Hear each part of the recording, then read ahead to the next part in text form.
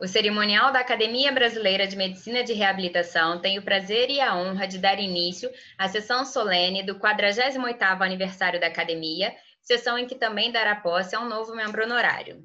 Registramos e agradecemos a presença das seguintes autoridades: presidente da Academia Nacional de Medicina, o acadêmico professor Rubens Belfort Júnior, o presidente da Academia de Medicina do Rio de Janeiro, o acadêmico professor Aquiles Manfrim, presidente da Academia Brasileira de Medicina Militar, general José Oiticica Moreira, presidente da Academia Brasileira de Médicos e Escritores, o acadêmico Leslie Aloan. Agradecemos a presença das demais autoridades e passo a palavra ao presidente da Academia Brasileira de Medicina de Reabilitação, o acadêmico Hilton Augusto Có, para fazer a abertura desta solenidade. Boa noite a todas e a todos. Muito obrigado, Milene, muito obrigado a todos. É uma honra muito grande conviver com esse número de pessoas. Fazem 2 anos que eu tomei posse como presidente da Academia Brasileira de Medicina e Reabilitação. Eu queria agradecer, primeiramente, ao acadêmico Raimundo Edson de Araújo Leitão, presidente de honra e fundador da Academia, pelo apoio inconteste a todas as ideias que temos implantadas. Tem sido quase que diariamente alguma novidade e ele não tem reclamado. Então, acho que isso tem sido uma coisa importante, boa, para que a gente possa continuar. Agradecer o apoio de todos os membros da diretoria. O secretário nos fez, junto com a senhora Regina Célia, o relatório que, pelo estatuto, ele deve ser lido no dia de hoje, mas eu optei por mandar por escrito para todos os acadêmicos e acadêmicas por via de e-mail, senão seria uma coisa longa e não teria muito sentido ficar lendo todo aquele relatório. Por isso que eu mandei, então, por e-mail e, se alguém não recebeu, que depois nos avise para que a gente possa mandar de novo. Além dos membros da diretoria, né, eu queria agradecer também algumas outras pessoas que espontaneamente sempre nos ajudam, participam, dão opinião. Eu não consigo fazer tudo absolutamente sozinho, tenho ideias, mas eu sempre consulto as pessoas para que isso possa acontecer. Então, neste relatório que vocês terão de agosto de 2019 a julho de 2020. Então, estão lá todas as atividades que nós fizemos, a parte financeira por conta de nossa tesoureira, a acadêmica Ana Valéria de Araújo Leitão, que tem nos dado total assistência não só na parte da tesouraria, como também na parte de história, né? A gente conta com ela para a história, tem algumas pessoas, então, que nos ajudam com essa questão da história. Em relação aos membros honorários, nós temos 16 membros honorários. Durante este ano, tínhamos um a mais que faleceu e já foi devidamente homenageado por toda a Academia Nacional de Medicina, a qual pertencia também. E o mais recente, então, lembrado, José Jesus Camargo. José Jesus Camargo é gaúcho de Vacaria, no Rio Grande do Sul, onde também nasceu a minha mãe, Camargo, viu? Então, no dia 6 de agosto, agora próximo, foi aniversário dele, muito comemorado, lembramos de convidá-lo a ser membro honorário de nossa academia. Ele é graduado em Medicina pela Universidade Federal do Rio Grande do Sul em 1970. Fellow em Cirurgia Torácica na Clínica Mayo, nos Estados Unidos, mestre e doutor em Medicina, Ciências Pneumológicas pela Universidade Federal do Rio Grande do Sul, professor responsável pela disciplina de Cirurgia Torácica da Universidade Federal de Ciências de Porto Alegre, que não é do meu tempo, porque lá era privada na época, diretor de Cirurgia Torácica da Santa Casa, coordenador de Programa de Residência Médica em Cirurgia Torácica da Santa Casa de Porto Alegre, que já formou 106 cirurgiões torácicos, distribuídos em 19 estados brasileiros, 6 países sul-americanos, além dos Estados Unidos e Canadá. Idealizador e atual diretor médico do Centro de Transplantes da Santa Casa, pioneiro em transplantes de pulmão na América Latina, 1989, e responsável por 670 transplantes de pulmão, o que representa 52% dos transplantes de pulmão feitos até hoje no Brasil. Realizou o primeiro transplante de pulmão com doadores vivos, feitos fora dos Estados Unidos, em 1999, é a terceira maior experiência do mundo nesta área. Membro titular da Academia Sul-Rio-Grandense de Medicina e da Academia Nacional de Medicina, onde ocupa atualmente a presidência da seção de cirurgia, e da Academia Brasileira de Médicos e Escritores. Comenda Farroupilha, medalha Cidade de Porto Alegre, cidadão honorário de Porto Alegre, medalha legislativa da Câmara de Deputados em Brasília e o Homem de Ouro do Rio Grande do Sul. Irmão Gran Benemérito da Santa Casa de Porto Alegre, ex-presidente da Associação Sul-Americana de Cirurgia Torácica e da Sociedade Brasileira de Cirurgia Torácica. Autor de 7 livros na especialidade, além de 85 capítulos e de 195 trabalhos científicos publicados em revistas nacionais e estrangeiras. JJ Camargo é palestrante e cronista semanal do jornal Zero Hora. Eu recebo dos meus colegas de turma de Porto Alegre, eles me mandam todas as vezes essa crônica semanal, o que é bastante agradável. Autor de 6 livros de crônicas, recebeu o prêmio Açorianos da Literatura, melhor livro de crônicas de 2014 e do livro do ano do Instituto do Livro do Rio Grande do Sul. Já proferiu mais de 1.100 palestras, conferências em 22 países. É um orgulho muito grande nós termos a oportunidade de tê-lo entre nós, José Jesus Camargo. Convido o acadêmico José de Jesus Camargo para fazer a leitura do juramento.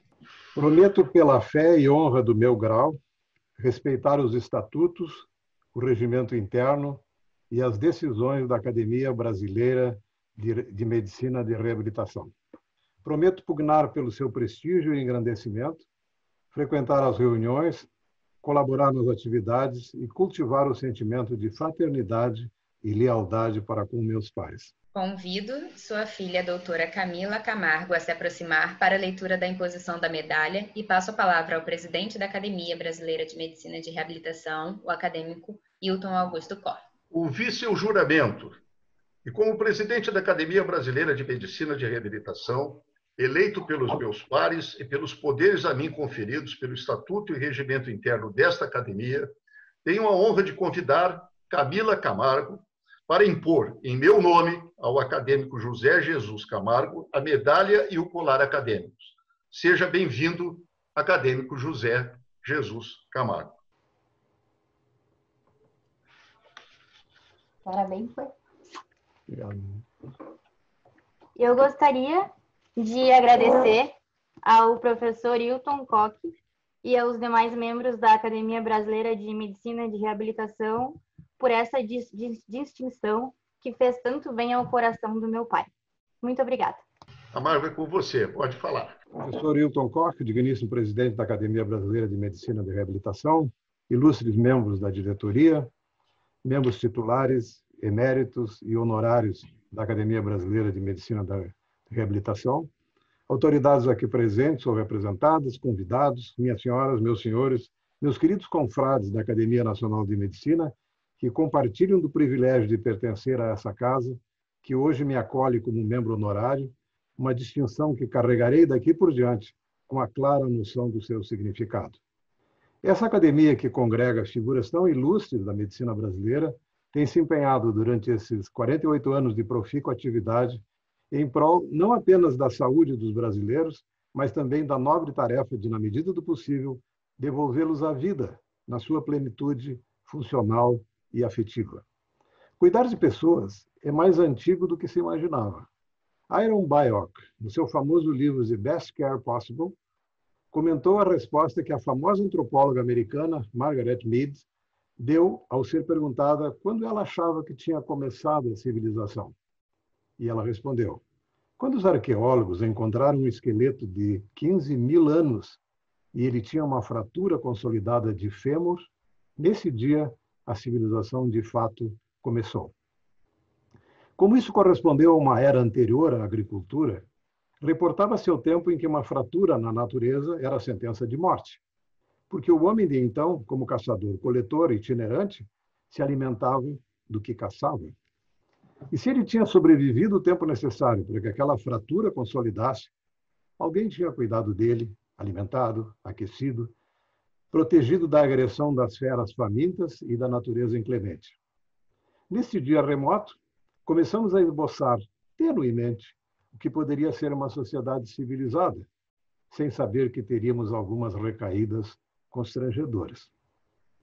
A Academia Brasileira de Medicina da Reabilitação, não por acaso, nasceu na década de 70, que ficou reconhecida na história da medicina moderna como a década do despertar da imperiosa necessidade de oferecer aos pacientes recuperados de suas falências orgânicas o indispensável amparo na busca de as condições plenas para trabalhar, competir e alcançar a felicidade, única razão definitiva para justificar a nossa passagem por este mundo.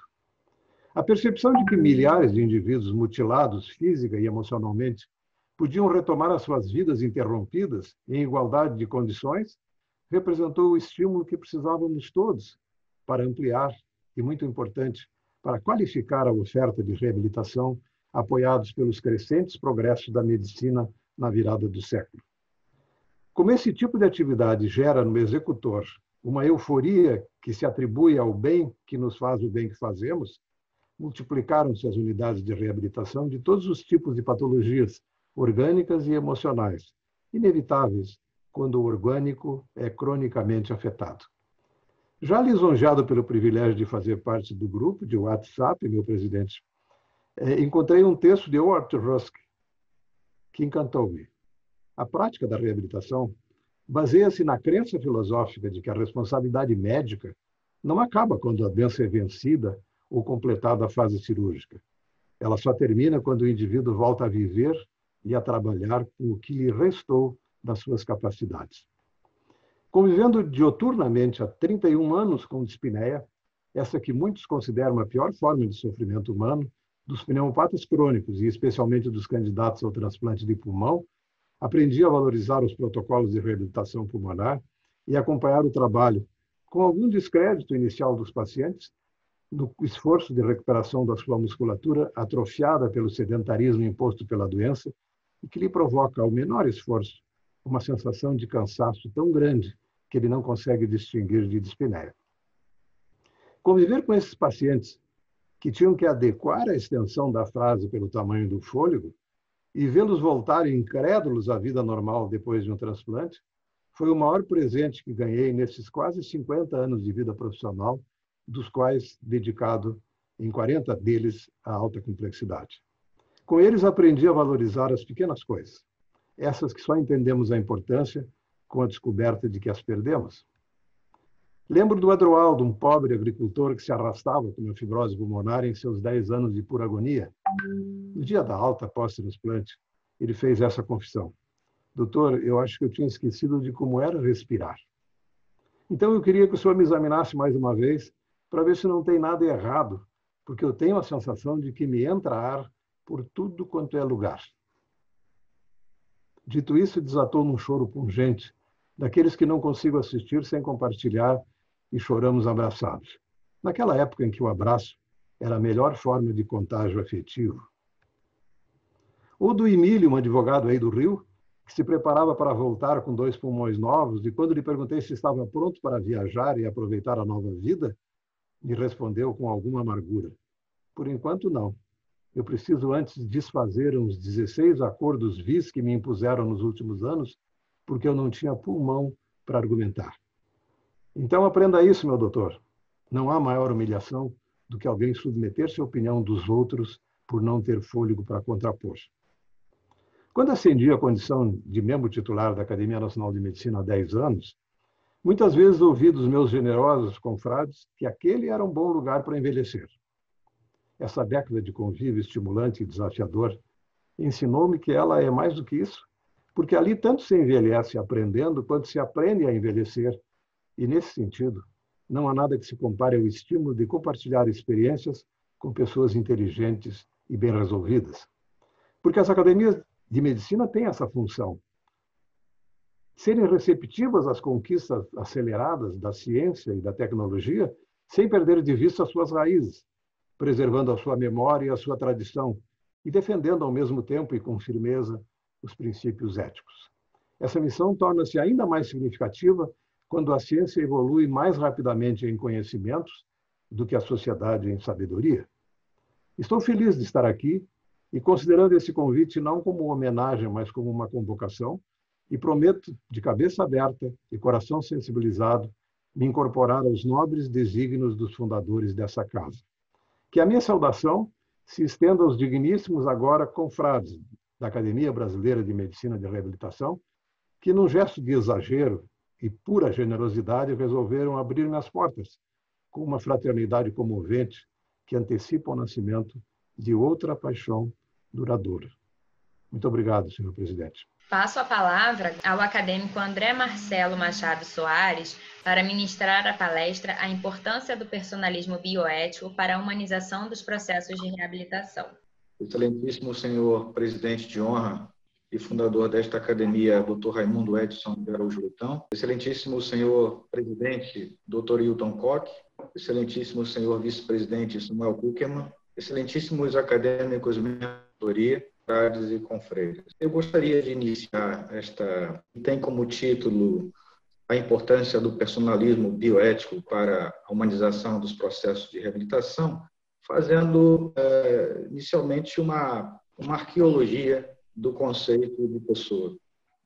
Antes de mais nada, para que fique claro o significado do personalismo dentro do âmbito da bioética e a sua relação com a reabilitação. A origem etimológica dessa palavra, pessoa, ela encontra o seu lugar na Grécia, vem do grego, da palavra prosopon. Prosopon está muito longe ainda de ter um significado ontológico, metafísico.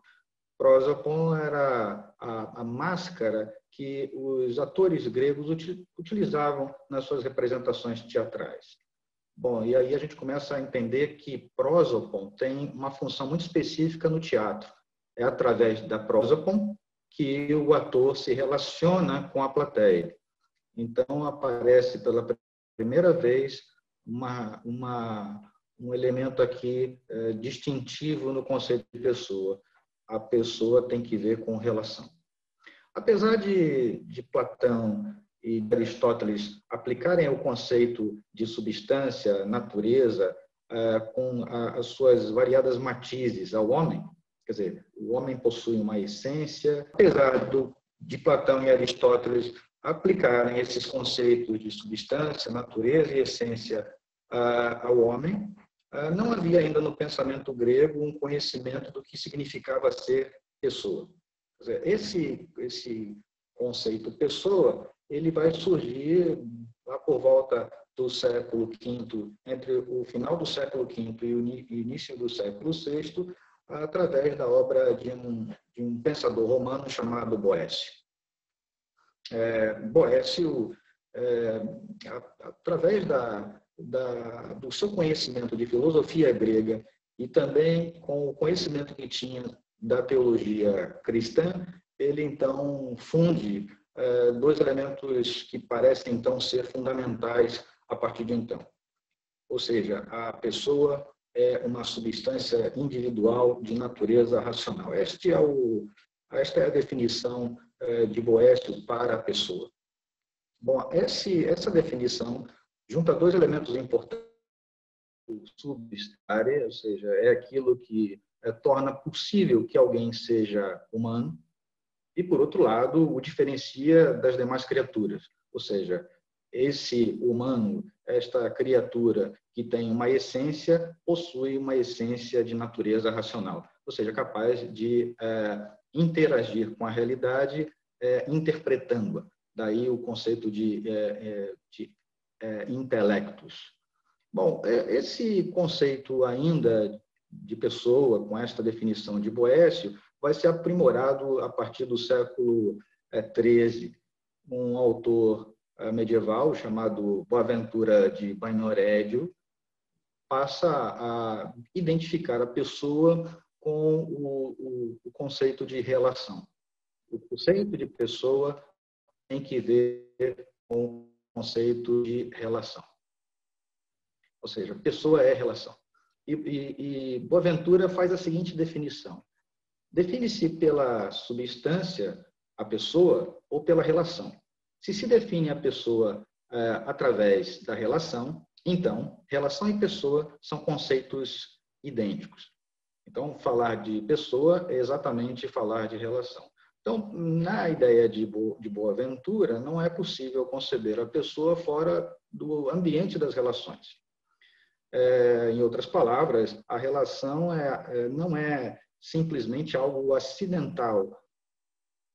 A relação não é algo acidental na pessoa, mas estrutural e, portanto, é inerente à sua própria natureza. E daí é que se pode entender duas importantes concepções gregas. A primeira, a concepção de polis, e depois a concepção de ethos.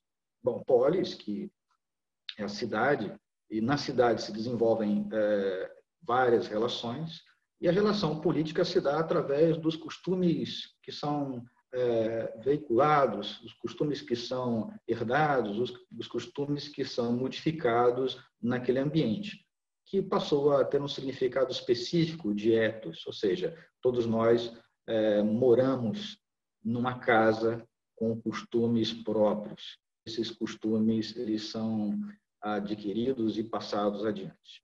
Então, a ética, e vem daí o conceito de ética, tem que ver com a relação que se tem com a herança, com o passado, com a capacidade de entender essas heranças e vivê-las no presente e modificá-las para o futuro. Então, é um conceito que acabou gerando uma variedade de outras acepções. Então, mas, de todo modo, a ética é para a pessoa. E essa é uma definição que nós vamos encontrar já no final da segunda metade do século XIV.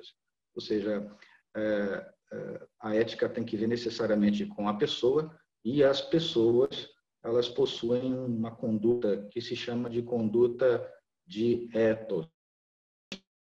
Justamente nesse sentido que surgem as preocupações identificadas com o conceito de bioética. Ou seja, a bioética é uma ética das relações, mas não é uma ética das relações específicas de uma polis, não é um conjunto de relações específicas de um império, mas é um conjunto de relações mais amplas da biosfera, como gostava de dizer o Van Rensselaer Potter, que desenvolveu o conceito de bioética na América do Norte. Então, nós podemos entender o surgimento da bioética a partir de fatos, de acontecimentos e de nomes, de pessoas. Os primeiros acontecimentos que levaram à origem da bioética situa-se por volta do ano de 1900, quando o Ministério da Saúde da Prússia institui normas para nortear a integridade científica, pesquisas que tinham como o elemento inicial e necessário o inicial daqueles que faziam. Bom, apesar disso, não foi suficiente para evitar alguns desastres, como acontece em 1930, o conhecido desastre de Lübeck. Crianças são testadas e 75 crianças morrem nos testes de vacina BCG. Então, a partir deste fato, é que em 1931, o Ministério do Interior da Alemanha estabelece as chamadas diretrizes para novas terapêuticas e pesquisas com seres humanos. Esse documento possuía 14 artigos que são considerados muitíssimo abrangentes e são ainda associados àquelas normas de 1900 do Ministério da Saúde da Prússia. Bom, se chega a dizer que essas normas de 1900, associadas aos 14 artigos das diretrizes alemães de 1931, são mais consistentes do que a Declaração de Helsinki. Apesar desta documentação vasta de casos ocorridos neste período, muitos outros desvios são registrados fora da Europa, entre a década de 50 e a década de 70. Isso levou o Congresso norte-americano a formar, em 1974, a Comissão Nacional para a Proteção dos Seres Humanos em Pesquisas Biomédicas e Comportamental. Bom, essa comissão do Congresso norte-americano, ela acabou gerando, em 1978, o relatório Belmont. O relatório era para ficar pronto em 4 meses. Ele acabou ficando pronto em 4 anos. Então, em 1978, o relatório finalmente foi publicado. Esse relatório ele indicava 3 princípios que deveriam nortear as pesquisas biomédicas e comportamentais. Eram o princípio do respeito à autonomia, o princípio da beneficência / não maleficência e, por fim, o princípio de justiça. Bom, os princípios de beneficência e não maleficência, que se encontravam justamente no meio, entre o princípio de autonomia e o princípio de justiça, eles já eram conhecidos da medicina e das outras áreas de saúde. Bom, eles fazem parte do corpus hipocrático, do juramento de Hipócrates, e eles eram bastante conhecidos já. Mas o princípio de autonomia e o princípio de justiça, eles foram incorporados posteriormente. O princípio de autonomia, do respeito à autonomia, ele decorre da tradição filosófica alemã, que foi inaugurada, então, com Immanuel Kant. Ou seja, os seres humanos, a pessoa humana é uma pessoa autônoma. Ela tem a capacidade de fazer escolhas e a sua autonomia está relacionada a uma capacidade racional. É claro que o conceito de Kant tem que ver basicamente com a natureza racional humana. Posteriormente, este conceito de autonomia relacionado à pessoa estará associada à capacidade de ter a liberdade de fazer o que se quer. Esse já é um conceito mais próximo de nós, é um conceito utilitarista da tradição inglesa, que é desenvolvida com John Stuart Mill e Jeremy Bentham. Mas a ideia aqui, inicialmente, era respeitar a autonomia, ou seja, a capacidade de escolha. Então, eu posso dizer que este conceito de autonomia, tal como apresenta o relatório Belmont, está mais próximo da tradição inglesa utilitarista do que propriamente da tradição conceitual racionalista de Kant. Bom, o conceito de justiça também teria que ver com a capacidade de praticar uma equalização dos bens de saúde. Bom, e aí, para cada um desses princípios, existem debates que são quase intermináveis. Mas o fato é que essa tradição, que passou a se chamar de principialista, ela vigorou quase em toda a bioética, né? Até os dias de hoje. Depois desse relatório Belmont, 2 autores que faziam parte da comissão, estavam presentes na comissão, chamado Tom Beauchamp e James Childress, escrevem uma obra no ano seguinte, em 1979. Esta obra tem como título Princípios da Ética Biomédica. Essa obra de Beauchamp e Childress apresentam 4 princípios, ou seja, eles pegam os princípios do relatório Belmont e fazem uma divisão. Então, apresentam o princípio do respeito à autonomia e o princípio da beneficência, o princípio da não maleficência e o princípio da justiça. Então, eles separaram a beneficência da não maleficência. Bom, e assim a gente pode entender da seguinte maneira: o princípio da autonomia e o princípio da beneficência são princípios que nós podemos chamá-los de princípios teleológicos. significa isso? A finalidade das áreas de saúde, mas eles estavam falando especificamente aqui para a medicina, a finalidade das áreas de saúde é respeitar a autonomia do paciente e fazer o bem. Bom, veja que é uma finalidade, mas não é necessariamente alguma coisa alcançável. É uma finalidade, mas não é um dever. Não necessariamente se poderá sempre respeitar a autonomia do paciente, né? E é necessário, então, avaliar condições, e não necessariamente se poderá dar ao paciente a beneficência desejada por ele. Bom, então a gente começa a falar de beneficência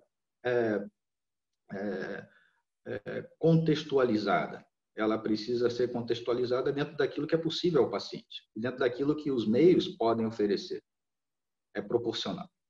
Bom, os outros dois princípios, o princípio de não maleficência e o princípio de justiça, passam então a ser entendidos como princípios deontológicos, ou seja, é um dever do profissional de saúde, mas volto a repetir, eles estavam falando para médicos, é um dever do profissional de saúde não fazer o mal e ser justo.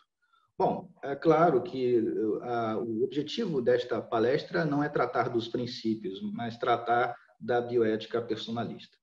Como eu disse, a bioética ela surgiu através de fatos, acontecimentos e pessoas. Os acontecimentos que levaram ao surgimento da bioética foram o desrespeito em determinadas situações e em pesquisas científicas. Mas as pessoas que são fundamentais para a bioética, que se tornaram fundamentais, são três. Foram essas três pessoas também que tornaram possível a Beauchamp e a Childress escreverem a obra que se tornou famosa, que já citei aqui, Princípios da Ética Biomédica. Essas três pessoas são o teólogo luterano Paul Max Fritz Jahr, o bioquímico norte-americano Van Rensselaer Potter e o médico holandês, radicado nos Estados Unidos, chamado André Hellegers. Nós, durante muitos anos, achamos que a bioética, o conceito de bioética, havia sido criado por Potter. Potter introduziu o conceito na América do Norte. Mas o conceito de bioética já aparece em 1927, na obra do teólogo luterano, que citei aqui, chamado Fritz Jahr. O Fritz Jahr, neste período da década de 1920, começa a se importar muito com o desequilíbrio que parece haver na sociedade. Há um desequilíbrio nas relações morais, nas relações éticas, mas também um desequilíbrio existente nas relações da polis, ou seja, da convivência na cidade, da convivência no mundo. Ele ainda não usava a palavra oikos, ou seja, de ecologia. E então, em 1927, ele escreve para uma revista alemã chamada Cosmos um artigo intitulado Bioética, uma revisão do relacionamento ético dos homens em relação aos animais e às plantas. Esse artigo ele começa fazendo uma análise da condição moral do homem e depois ele passa a fazer uma espécie de relato de acontecimentos que deveriam ser evitados do ponto de vista ético. Em 1970, nos Estados Unidos, o Potter utiliza o termo que estava lá no artigo do Jahr. Alguns historiadores entendem que, por ele não citar o Fritz Jahr nas suas obras, provavelmente ele deva ter ouvido falar, mas não conhecia a obra do Jahr. E ele escreve, então, o Potter, neste período aqui, de 70, um primeiro artigo chamado Bioética, Ciência da Sobrevivência. E, posteriormente, em 71, ele escreve o livro chamado Bioética, Ponte para o Futuro. Esse livro, na verdade, foi um fracasso de vendas, ele não conseguiu emplacar. O Potter apresentava uma coletânea de artigos que ele tinha escrito, Muitos desses artigos tratavam sobre condições e análises bioquímicas da realidade, e um deles era esse artigo que citei aqui, que ele publicou anteriormente, chamado Bioética, Ciência da Sobrevivência. Em 71, contemporaneamente a Potter, mas sem conhecê-lo, o obstetra e ginecologista André Hellegers, ele que foi fundador do conhecido e atual Kennedy Institute of Ethics, ele consegue então materializar os elementos reflexivos de Harry Potter, sem conhecê-los. Então ele cria um grupo de estudos interdisciplinar, interreligioso, preocupado com a relação médico-paciente. Bom, aí a gente começa a entender que a bioética já está passando por uma outra fase. Ela sai do âmbito da preocupação com a biosfera, como o Potter gostava de dizer, sai da preocupação com os desequilíbrios e entra numa outra preocupação, que é a das relações entre médico e paciente. Bom, e aí a gente passa de uma bioética global a uma bioética clínica, que assim se diz hoje. Bom, como disse, Beauchamp e Childress, parece que eles não conseguiram, com a sua obra, transcender a compreensão formal dos valores que estavam contidos em cada um dos princípios.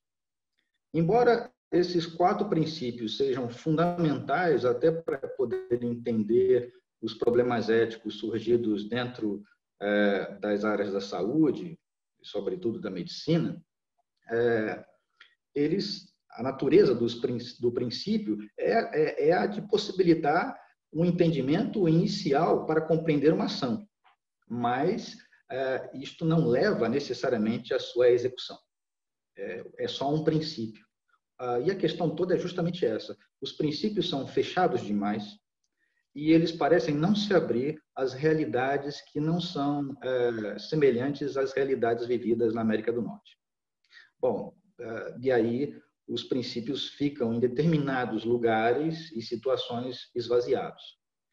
E o grande problema do princípio é que ele cabe nele uma espécie de sanfona hermenêutica. É possível alargá-los através de uma variedade de interpretações sobre eles em determinados contextos muito específicos, fazendo até que eles possam desdizer aquilo que originalmente diria.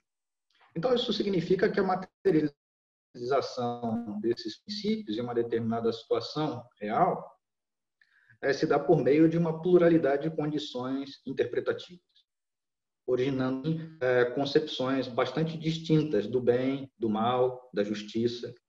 E aí eu poderia usar princípios e ter um entendimento completamente diferente do conceito de autonomia.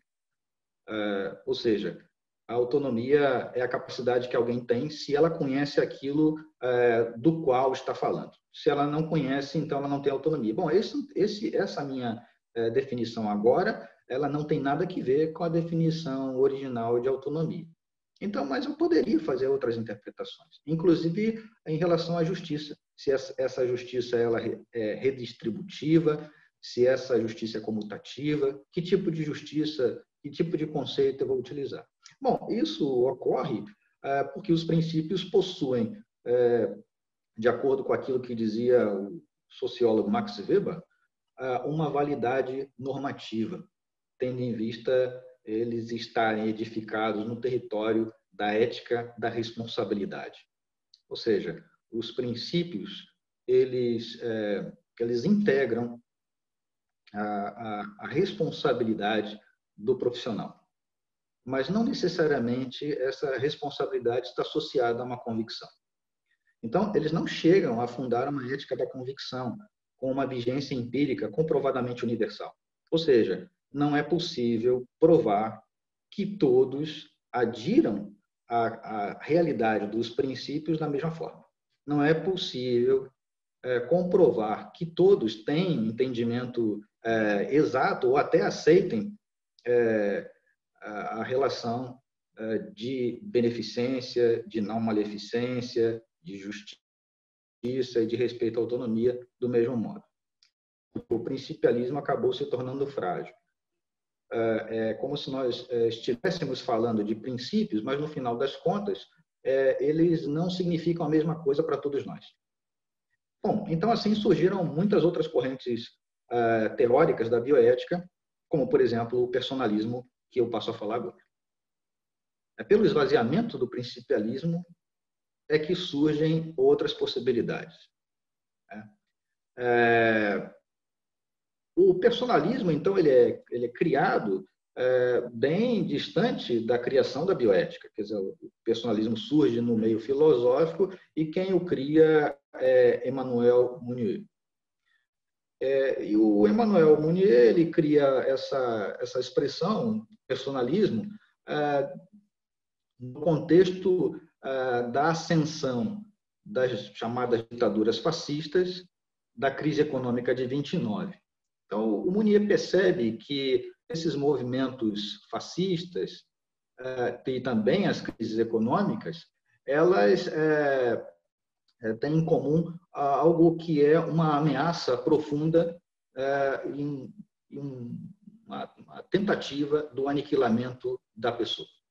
Então, ele preocupado com o aniquilamento da pessoa, com essa ameaça trazida pelas crises econômicas e pelos movimentos extremistas, ele lança, então, aquilo que ele vai chamar de personalismo. Então, o personalismo para ele, um humanismo, e esse humanismo ele é independente de viés político.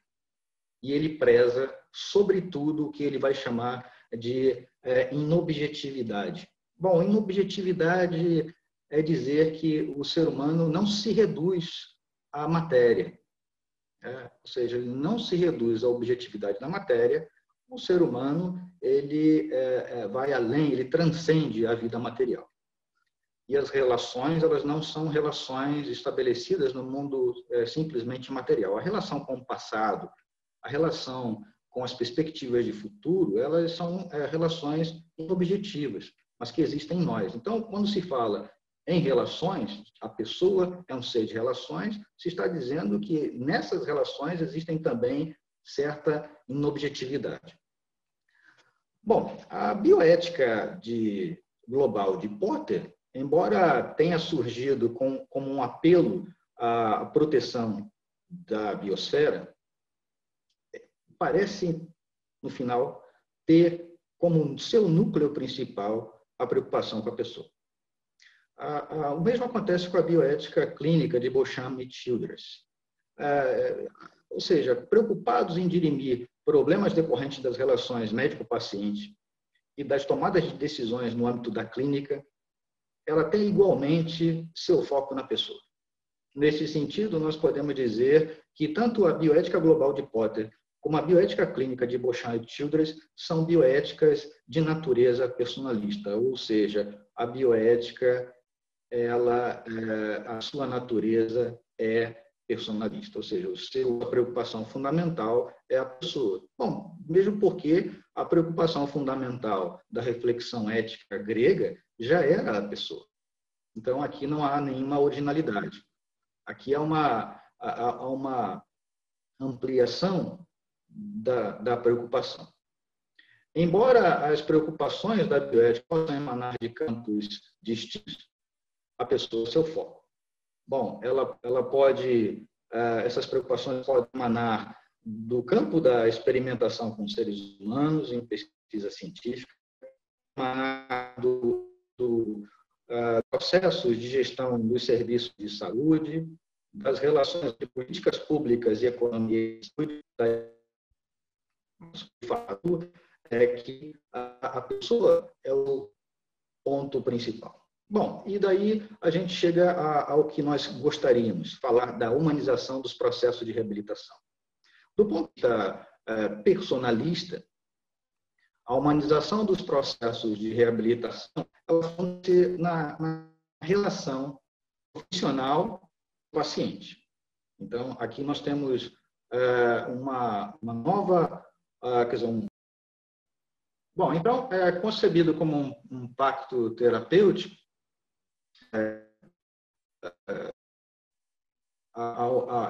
essa reabilitação, o quanto possível, deve se preocupar com a ampliação da independência do paciente. Então, para tanto, será necessário resgatar a integralidade da pessoa através de medidas que, numa linguagem principialista, favorecem a autonomia e a beneficência.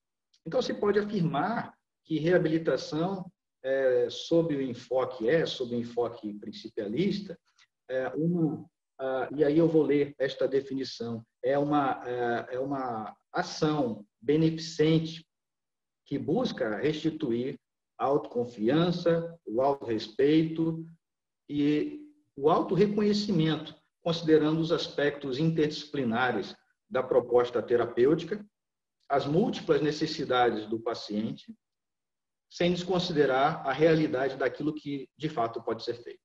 Caso contrário, torna-se uma prática benevolente que, embora seja humanitária, se distancia, por sua natureza subjetiva, do valor deontológico da beneficência inerente ao ofício, aos ofícios da área de saúde.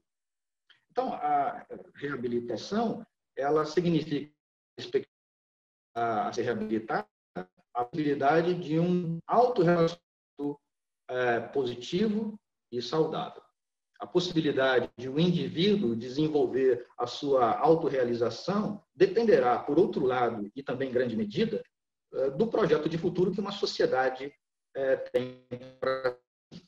Somente assim será possível proporcionar para cada indivíduo uma chance simétrica de efetivar a sua concepção de vida boa.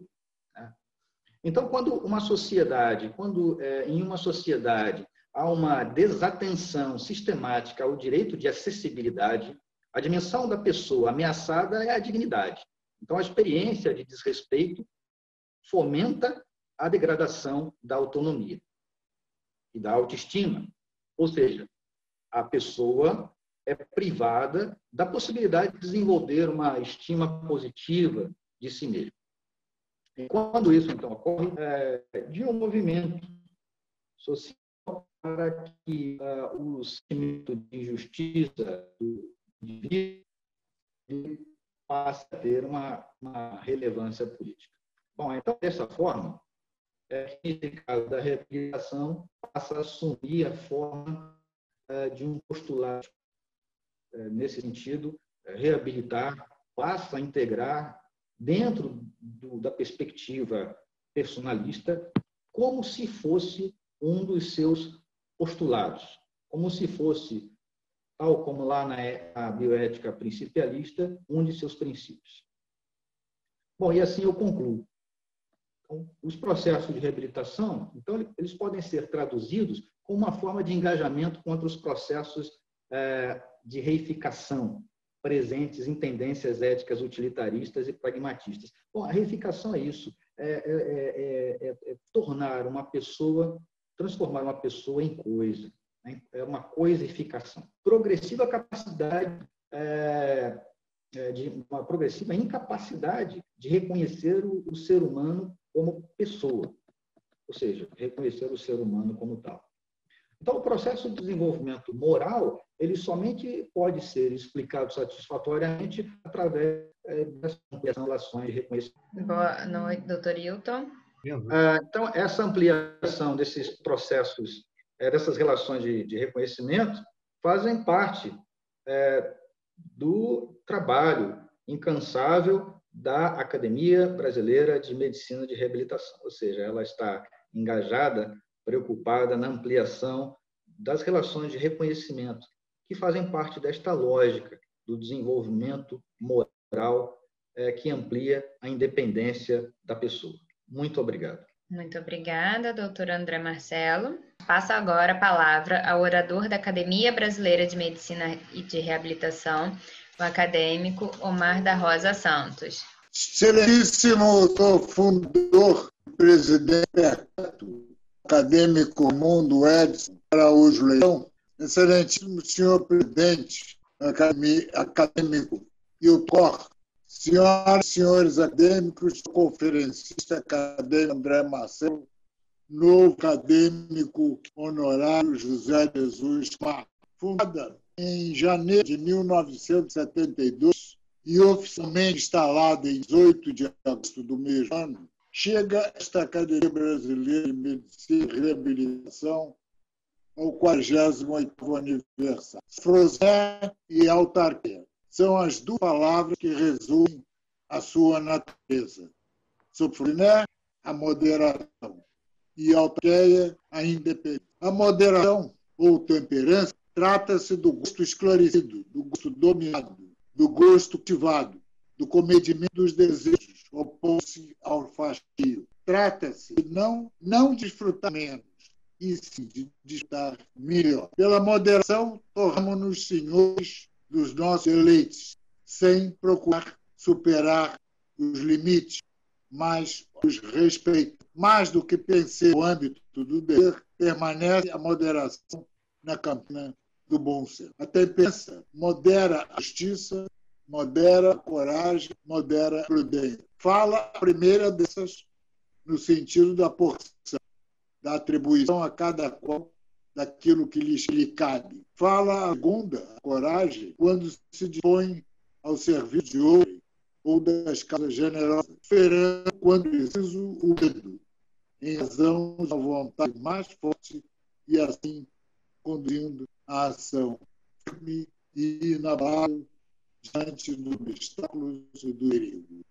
Provoca a força, a prudência, quando se opõe ao governo na escolha de meios para alcançar os autarquia ou independência, é aquele em que prescreve que, se não temos muito, nos contemos no que temos, pois o que é natural é fácil de obter. E aqueles que pouco necessitam abundância, o desfrutam com mais apurado prazer. Esta é a lição de Epicuro. Autarquia ou independência trata do estado de percepção, do estado de espírito que pressupõe a plenitude, contentamento naquilo para o homem agir livremente na conformidade da sua vontade, fundada na escolha. A carta de Epicuro iniciou aborda o estado de ânimo no qual o indivíduo, livre e independentemente, gere a sua própria vida, responsabilizando-se por si. Trata-se da autossuficiência, de depender de si mesmo. O homem é acostumado ao necessário que se dispõe mais a oferecer do que a receber. Assim nasce a satisfação intrínseca. Aristóteles versa o assunto definindo a autarquia como um estado de autossuficiência, que, sem necessitar a vida chiada de tudo que seja aprazível, torna o homem livre e livre, participando da saúde. Senhores, é meridiano admitir que independência e moderação não possam existir uma independente da outra. Ao ser admitido na Academia Brasileira de Reabilitação, compromisso acadêmico a praticar os atos no socialismo, pautado na moderação, articulados pela independência, que exige prudência, coragem, mais leve de todas as virtudes que se chamam felicidade, que é encanto de leis e agentes aos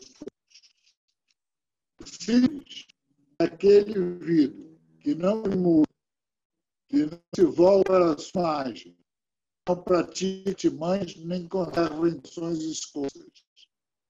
É como a infância do espírito. O homem simples despreza o orgulho, seus temores, suas pretensões e vive quieto na alegria e no amor. Não é dispensável, contudo, a tolerância à independência. Esta não implica renunciar ao amor à verdade, mas procede que não nos é dado conhecer a verdade sobre todos os seus aspectos. No curso de uma contenda, dos litigantes expõe seu ponto de vista com aparente razão. Então vem a versão que provoca a sensação de que sim, esse cobre da razão. Nem todos veem a verdade do mesmo modo. Não quer dizer que ela exista, ou que todas as expressões tenham um valor semelhante. A verdade é sólida, forte, valiosa. Buscá-la é a missão do acadêmico. Encontrá-la faz parte da sua liberdade. A tolice é intolerante, como a intolerância tola. O divórcio entre verdade e valor é ativo, é outro atuante para a tolerância. A verdade se liga ao conhecimento e o valor se liga ao desejo. Daí uma razão para praticar a tolerância, pois se não temos acesso à verdade absoluta, não se pode exigir que todos respeitem os mesmos valores. Portanto, a tolerância traz-se da atitude que se opõe ao autoritarismo, ao sectarismo, ao fanatismo. Como implicidade, a probidade é a habilidade dos esclarecidos e a sabedoria dos puros. Tolerância para a maioria, para nós que não somos nem esclarecidos, nem puros, para a atitude que cabe a nós aprender a praticar. Senhor presidente, senhores acadêmicos, o acadêmico José Jesus Camargo é hoje incorporado ao rol dos honorários. Quero incorporar as qualidades oratórias de Cícero, de Agostinho ou de Quiliano para ser capaz de expor na cúdia parada na habilidade o sumário da sua vida, cheio dos robustas contribuições nos âmbitos da medicina e da cultura. Em Modouro subsidiou a medicina nacional, que o fez o responsável pela metade dos transplantes pulmonares realizados no país, bastaria. Mas Camargo tem ido muito além, ao refundir como chefe de escola exemplar, como acadêmico civil na Academia Nacional, cuja diretoria integrei conheceu tudo. Particular modelo a frequentar numerosos diários periódicos e como autor de livros que o fazem ombrear com a melhor língua patricinha. Não será a ampliação, amplificação exagerada dizer que Camargo personifica o médico do acadêmico perfeito. Senhores, ao encerrar, devo dizer que o procedimento natural faz o homem, Senhor, seus juros, de modo enobrecido e amanhado, sempre preparado na perseverança que dialoga com a limpidez e com a serenidade, a plenitude que deixa o cidadão conformado nos seus haveres e a exercitar a mais potente liberdade. São os atributos que coam o novo horário e que são paradigmas que orientam os atos e a atitude de cada confrade. Feliz este 38º aniversário. Obrigado. Muito obrigada, professor Omar. Doutor Hilton, a gente já pode dar continuidade direto ou o senhor quer falar alguma coisa antes? Eu queria falar, queria agradecer ao o nosso membro honorário, Marcelo, pela palestra, e ao nosso orador oficial, o acadêmico Omar da Rosa Santos. Infelizmente, a gente tem procurado fazer essa sessão, essas reuniões, da melhor maneira possível. Quer dizer, a gente programa, a Milene fica trabalhando nisso constantemente para que tudo dê certo, né? Mas existem falhas técnicas que fogem à nossa possibilidade de manter no padrão que a gente gostaria, né? Então, eu queria, antes de encerrar, agradecer mais uma vez a todos os que vieram aqui participar, né? Tenho visto pessoas de fora do nosso grupo, né? Vi aqui alguns membros da Academia Nacional de Medicina, né? O meu querido amigo Tabaque, o outro querido amigo Nadi, e a professora Léia Cora, quer dizer, uma coisa nossa honorária, muito querida, né? E então, Novelino, então nem se fala dos meus queridos. Eu fico muito feliz de que eles pudessem estar aqui nos assistindo, fiquei realmente muito satisfeito, né? Queria lembrar que está conosco também um dos honorários nosso, que é o Jorge Dazi. O Jorge Dazi, ele é atualmente o subsecretário de Saúde do município do Rio de Janeiro, né? Está conosco por toda a concessão que fez lá no Sindicato dos Médicos, nos dando a possibilidade de termos lá a nossa sede e lá também o auditório que tantas vezes nos recebeu. Então, eu queria agradecer mais uma vez, muito obrigado a todos.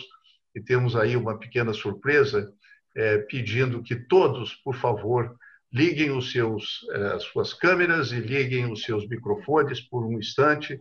Antes de nós encerrarmos, vamos ter uma pequena surpresa. Por favor, liguem todas as suas imagens aí, que queremos ver a carinha de todo mundo. E também os microfones.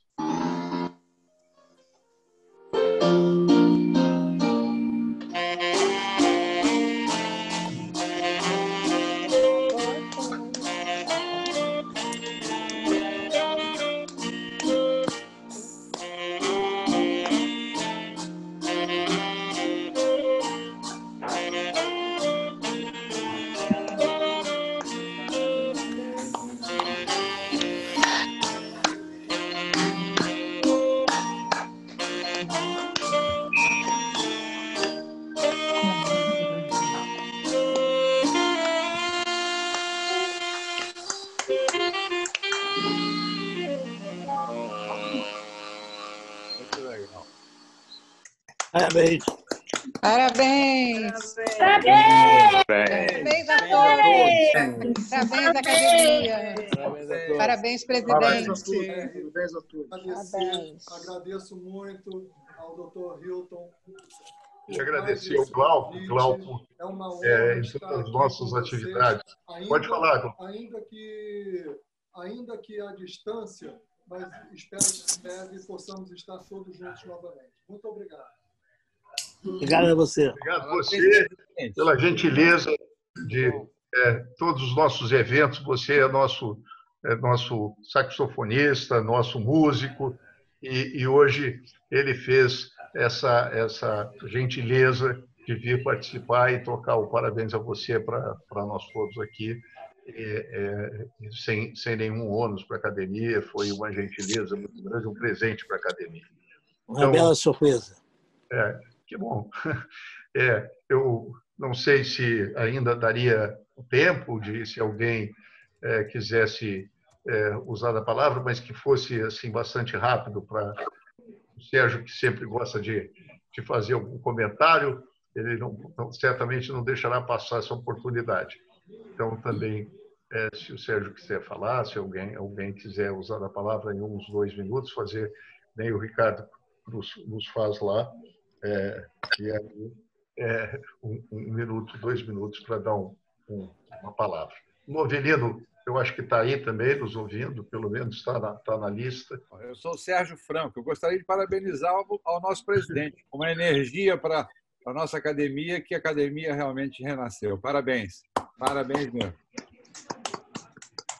Sérgio Noviço, vamos lá. Sérgio vai falar, Sérgio Noviço? Queria prorrogar mais o tempo do que muitos estão deixando, mas, enfim, eu acho que a coisa mais importante dessa noite é celebrar o professor Araújo Leitão.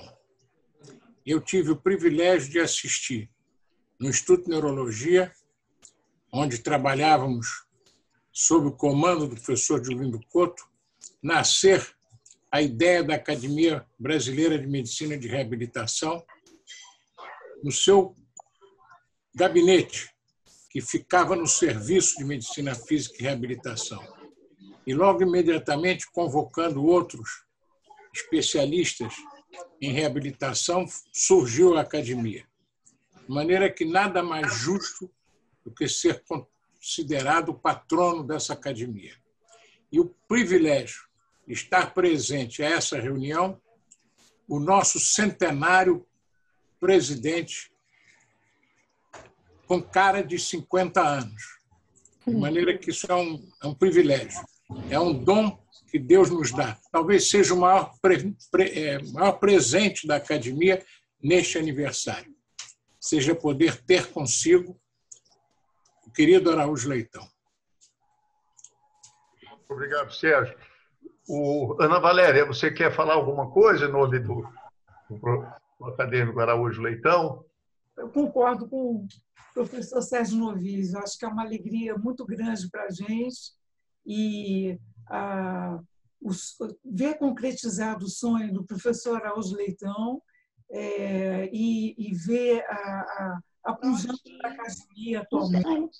Eu entrei, mas não sei. A presidência do professor Hilton Pó e é isso aí. Quer dizer, eu acho que a academia segue e cada vez melhor. Quer dizer, ela vai se perpetuando e vai seguindo. Isso que é importante. Quer dizer, é o sonho do Araújo Leitão se perpetuando e é isso que tem que ser.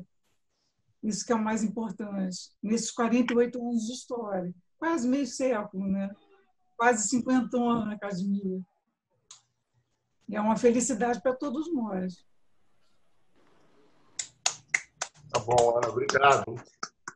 Eu queria só, para não deixar passar, claro que não consigo falar o nome de todos, mas pelo menos os nossos honorários, como o Orlando Marques, que está aqui conosco também, um querido amigo cirurgião, e a nossa querida Cetico. Cetico tem uma história também importante aqui e queria deixar mais uma citação. E acadêmico Araújo Leitão, com todo o respeito, espero que tenha lhe agradado nosso trabalho aqui. Eu sei que não estou querendo que você faça grandes elogios nem nada, mas de qualquer maneira que siga, que eu esteja seguindo a sua orientação e a sua determinação em relação, em relação ao que nós temos que carregar essa academia por mais um ano, porque hoje também completam-se 2 anos da minha posse, né?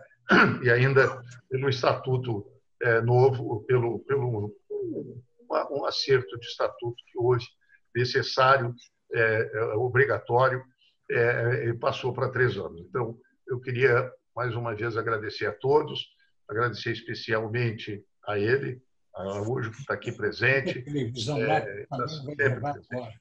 Então, muito obrigado, boa noite, e que todos possamos ser felizes, com saúde e com alegria. Muito obrigado mesmo. Muito obrigado. Boa noite, obrigada a você. Boa noite, obrigado. Boa noite, boa noite. Obrigada, professor, parabéns.